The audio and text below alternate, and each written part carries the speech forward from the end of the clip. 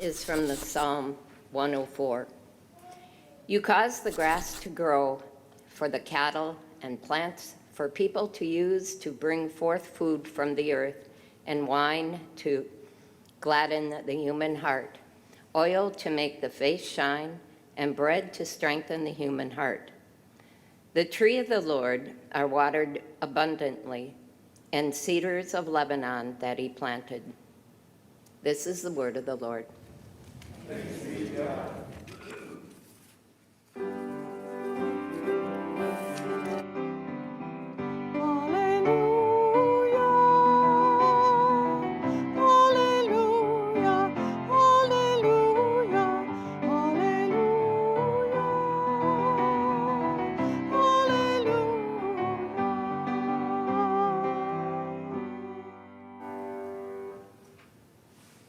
The Holy Gospel according to St. John, the second chapter. Glory to you, O Lord. On the third day, there was a wedding in Cana of Galilee, and the mother of Jesus was there. Jesus and his disciples had also been invited to the wedding. When the wine gave out, the mother of Jesus said to him, "They have no wine." And Jesus said to her, "Woman, what concern is that to you and me? My hour has not yet come." His mother said to the servants, "Do whatever he tells you." Now standing there were 6 stone water jars for the Jewish rites of purification, each holding 20 or 30 gallons. Jesus said to them, "Fill the jars with water." and they filled them up to the brim. He said to them, "Now draw some out and take it to the chief steward." So they took it. When the steward tasted the water that had become wine and did not know where it came from, though the servants who had drawn the water knew, the steward called the bridegroom and said to him, "Everyone serves the good wine first, and then the inferior wine after the guests have become drunk. But you have kept the good wine until now." Jesus did this, the first of the signs, in Cana of Galilee, and revealed the glory, and his disciples believed in him. The Gospel of the Lord. Praise to you, O Christ.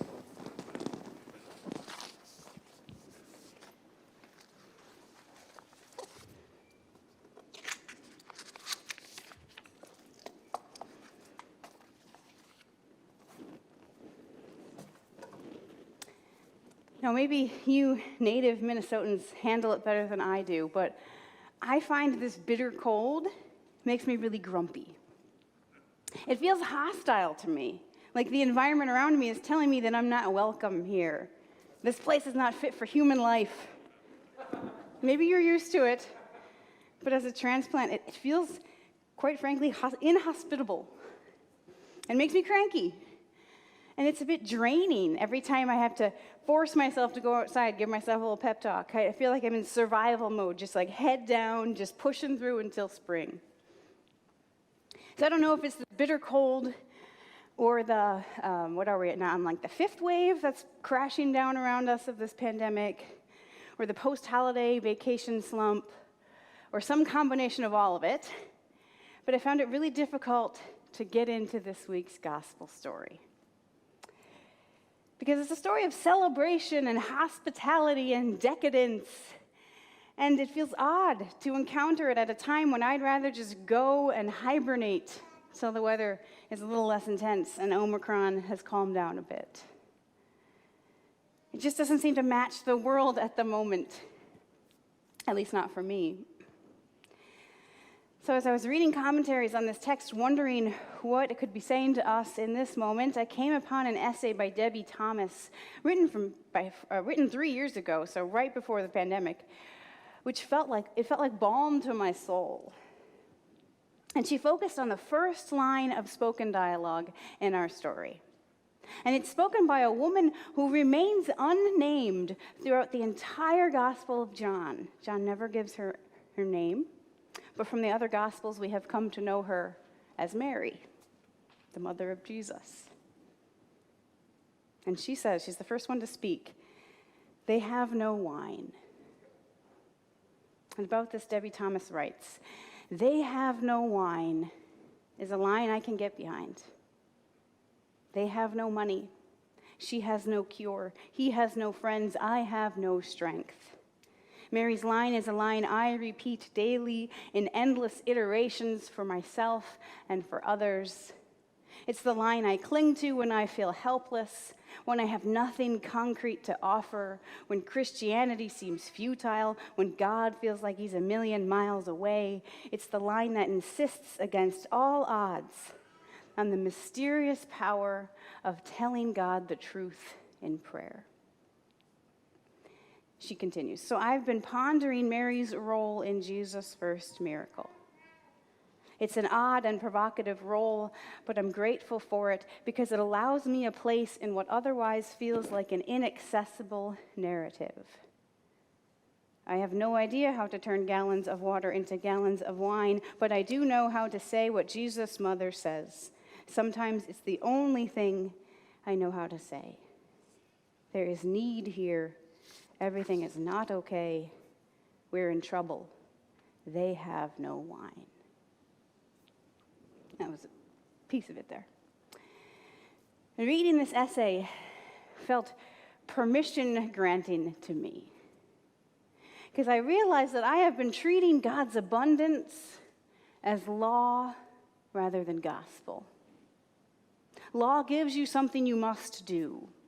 Gospel is what God does for you. Law is burden, gospel sets free. And somehow subconsciously I had internalized a rule, a right way to trust God's abundance, a law. I didn't think we were allowed to be like Mary and name that there is not enough. I thought naming it was failing to focus on the positive or distracted from noticing and naming the good stuff, the glimpses of God's kingdom. So in practice, I turned trusting in God's abundance into pushing through the scarcity like I do the cold, head down, sacrificing comfort and rest and just carrying on, waiting for God to come through in the end and give that burst of energy we need to make it through, or bring the people we need in when we need them, or magically replace the wine. But here Mary boldly names it. And not only is that okay, it's necessary. It's what sets this whole thing in motion.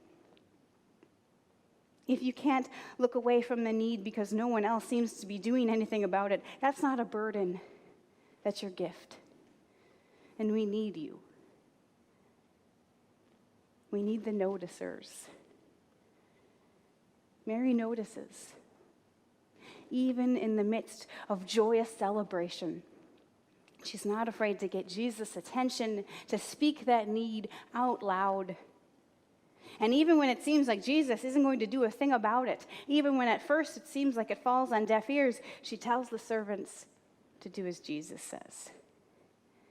Because Mary knows.